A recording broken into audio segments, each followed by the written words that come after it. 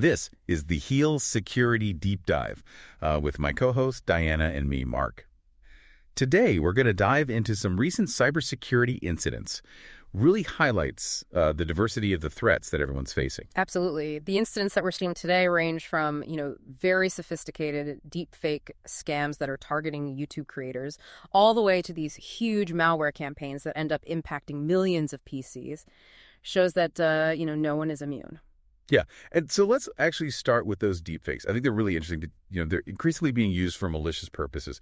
And there was actually a recent case involved a pretty sophisticated phishing scheme that used deepfake videos to actually impersonate the YouTube CEO, Neil Mohan. Yeah, it's pretty crazy. Those videos were, I've seen some of them. They're very realistic.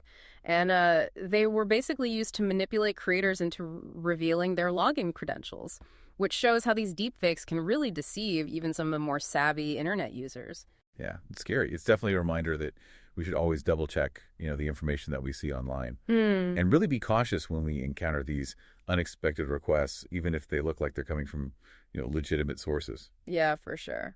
And beyond those deepfakes, we're also seeing a lot of vulnerabilities being exposed. One of the most recent ones involved WordPress, which, as most people probably know, is one of the most popular website platforms that's out there. And actually over 1,000 WordPress websites were compromised recently due to malicious JavaScript code. And I actually read about that. That was crazy. Like, from what I understand, this attack actually injected 4 backdoors into the sites, which let the attackers do all kinds of things, like installing, fraudulent plugins and executing commands remotely. Yeah. Exactly. It's pretty scary because the attackers were essentially able to take full control over the websites. And I think this highlights the critical need for anybody who manages a website, especially if it's on a platform like WordPress. You really have to prioritize security. You have to make sure that the software is up to date and just constantly be monitoring the activity on the site to make sure nothing looks fishy. Yeah, I feel like a lot of people take that for granted, especially if you're not very technical. I think it's easy to just kind of think, oh, yeah, it's fine. But wow, it really can be a problem. Oh, yeah. And, on that topic of misconceptions in terms of security, there's a lot of people out there who still believe that Apple Silicon devices are just inherently, immune to malware. Oh, yeah. It's like the Apple aura, right? Like Yeah. Apple products can't get hacked. Right. Exactly. But recent findings have actually shown that's not the case. And more advanced threat actors, they're figuring out how to exploit these devices. For example, leveraging things like by8664 binaries and Apple's Rosetta 2 translation layer. Oh, wow. So it's like they're finding ways around the existing security measures. Exactly. And they're able to deploy malware directly onto those Apple Silicon systems. And, this is kind of a big deal because it kind of dispels that whole invulnerability myth that surrounded those devices for so long. It really goes to show that no system is completely secure. Yeah. I feel like that's kind of a good takeaway for any system in general. Yeah. And what's really interesting about these attacks on Apple Silicon devices is that they actually leave behind these little forensic artifacts in the form of these AOT files. What are those? So an AOT file basically contains precompiled code, which can be super valuable for investigators because it allows them to kind of reconstruct what the attack looked like even after the malware itself has been removed. Oh, so it's like a breadcrumb trail for them. Exactly. And, the researchers over at Mandiant, they recommend that users enable system integrity protection on their devices and that they really start paying attention to file events to make sure nothing looks suspicious. It's that extra layer of defense to help detect anything that's out of the ordinary. Yeah, it's like that saying, an ounce of prevention is worth a pound of cure. Exactly. Now, shifting gears a little bit, Microsoft actually recently disrupted a huge malvertising campaign that impacted something like 1 million devices all over the world. And, a big part of this campaign targeted users who are on these illicit streaming websites. So basically the attackers were going after people who were already kind of doing something that maybe they shouldn't be doing. Exactly. And the attack itself involved these malicious ads that would redirect these unsuspecting viewers to GitHub repositories that were actually controlled by the hackers. And these repositories hosted the malware payloads. So basically these people are just trying to watch a movie and boom, they get hit with this malware. Yeah. And, thankfully, Microsoft acted pretty quickly and they took down those repositories to stop the bleeding, so to speak. But it really highlights the reach and the impact that these massive campaigns can have. Yeah. And so when they dug a little deeper into this campaign, they actually found even more payloads that were hosted on other platforms like Dropbox and Discord.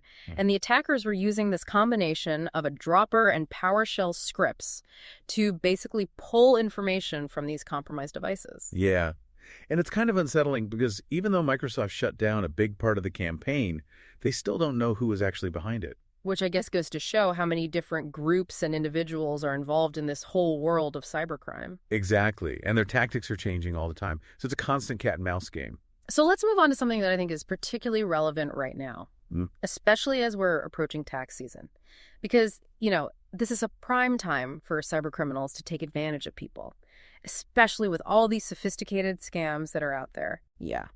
It's kind of scary how advanced these scams are getting.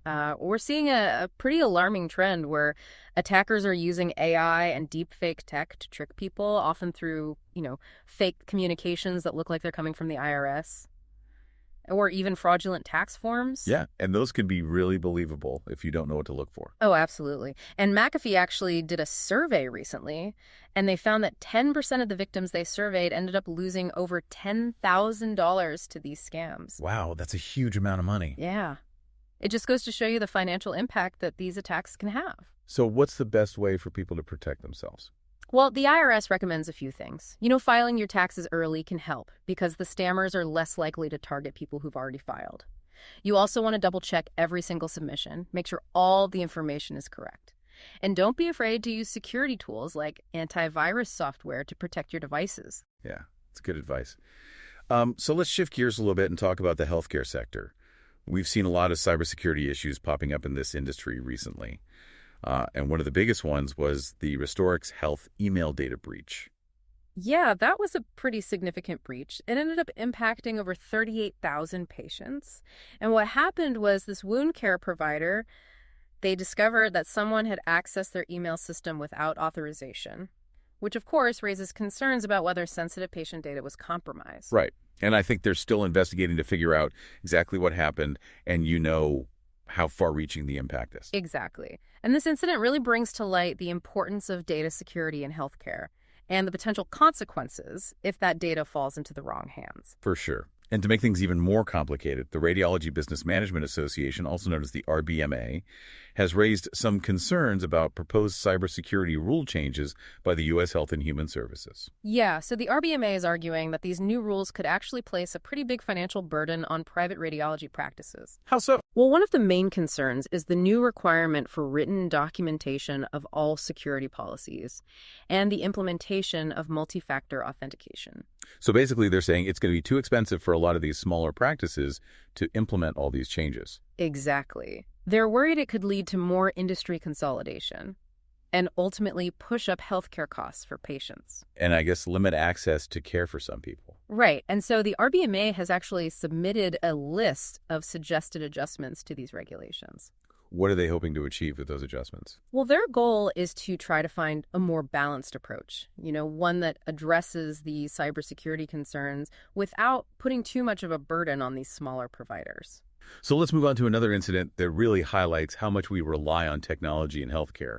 And that was the nationwide outage of Oracle's Federal Electronic Health Record Service. Yeah, that outage caused a lot of disruption across different U.S. government healthcare systems, including VA medical facilities. Yeah, from what I understand, a lot of providers couldn't even access patient records, which obviously creates major challenges when you're trying to provide care. Exactly. And I think this incident really highlights the need for systems that are resilient and for healthcare providers to have comprehensive contingency plans in place, just in case something like this happens again. So are they still trying to figure out what caused this whole outage? Yeah, Oracle's doing an internal investigation right now to try to get to the bottom of it and to hopefully put measures in place to prevent something similar from happening in the future. So in other news, Ampri Healthcare LLC recently agreed to pay a pretty hefty settlement, $6.375 million to be exact. And this was to resolve a class action lawsuit that stemmed from 2 data breaches that they had where personal information of over 1.8 million individuals was exposed. Wow. Yeah, and that just goes to show how expensive these data breaches can be for companies. For sure. It's a big reminder for all healthcare organizations to make sure they're doing everything they can to protect patient data and that they're in compliance with all the regulations. Absolutely. And, this whole issue of cost and efficiency in healthcare is a really hot topic right now. And in fact, there was a recent report from the American Journal of Managed Care that ranked the U.S. healthcare system dead last among high-income nations when it comes to operational efficiency. Last place. Yeah. Last place. And so this is obviously raising a lot of concerns about how effective and sustainable our healthcare system really is and whether we need to make some big changes. So what are some of the potential solutions to these inefficiencies? Well, Hari Prasad, who's the CEO of Yosi Health, has some interesting ideas. He believes that automating a lot of these administrative workflows and using data to make better decisions could make a big difference. Yeah, that makes sense. So basically making the system less reliant on manual processes and more streamlined. Exactly. And he also emphasizes the need to integrate all these different systems that are currently being used in healthcare. Yeah, because right now it feels like a lot of these systems don't really talk to each other, which just creates more work for everybody. Exactly. And so his insights are really pointing to technology as a potential solution to finally address some of these long-standing challenges in our healthcare system. And on a more positive note, I was reading about some really interesting developments in the global healthcare landscape, specifically at the 2025 HIMSS Global Conference, where Herku Kumans emphasized the importance of the Global Digital Health Partnership, or GDHP. Yeah, the GDHP is a really promising initiative. It's got 41 member countries, and they're all working together to try to tackle these global healthcare challenges, by promoting interoperability and using technology to strengthen their health systems. So it's like a global think tank for healthcare. In a way, yeah. Right. And one of their main goals is to share best practices and come up with guidelines for using AI in healthcare in a way that's both ethical and effective. Which is super important as these technologies become more and more powerful. Exactly. We want to make sure that they're being used to help patients and improve healthcare systems around the world. It's great to see these countries coming together to really share those insights and work towards solutions. Absolutely. So, speaking of collaboration and working together to solve problems, let's circle back to something we talked about earlier, those deep fakes. Yeah. Because it seems like they're not just targeting individuals anymore. We're starting to see them used in more complex attacks against businesses, too. Yeah, you're right. And actually, there was a recent case that involved YouTube creators being targeted through this pretty sophisticated phishing scheme that involved deepfakes. Yeah, I read about that one.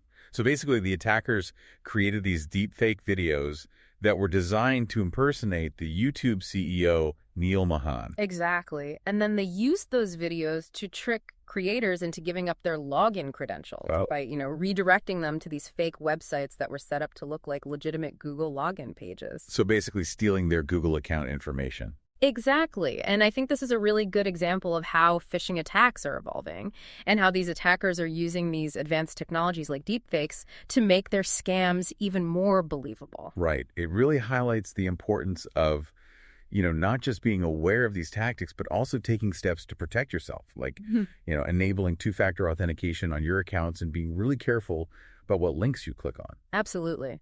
And, on that note of protecting ourselves and taking precautions, let's go back to the healthcare sector for a moment, because as we mentioned earlier, the Radiology Business Management Association, they've been pretty vocal about their concerns regarding the proposed cybersecurity rule changes from the U.S. Health and Human Services. Yeah, they seem to be really worried about the potential impact these changes could have on smaller practices. Right. Their main argument is that the new requirements, like having to document every single security policy and implementing multi-factor authentication everywhere, it's just going to be too much of a financial burden for a lot of these smaller providers.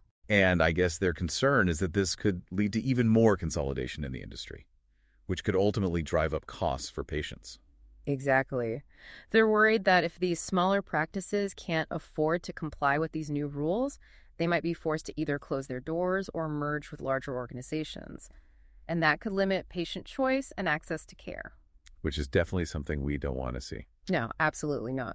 And so to try to address these concerns, the RBMA has actually put together some suggestions for adjusting the regulations. Their hope is to find a way to balance the need for strong cybersecurity with the reality of what these smaller practices can actually handle.